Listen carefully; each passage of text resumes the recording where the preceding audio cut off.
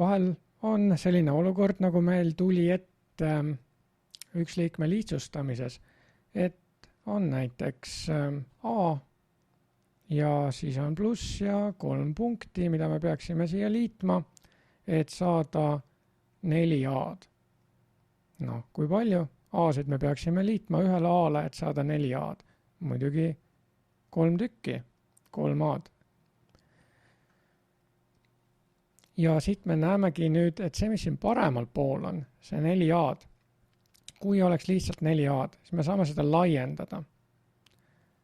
Vahel on vajalik laiendamine, et me saaksime grupeerida erinevaid üksliikmeid, et lahendada mingit kompleksset ülesannet. Noh, praegu küll selliseid kompleksseid ülesannet sul veel ette ei tule, aga praegu on hea see tehnika ära õppida, sest hiljem, kui need tulevad, siis sa juba oskad. Noh, näiteks kui meil oleks siin 17 B ruut pluss C, siis milliseks me peaksime seda laiendama?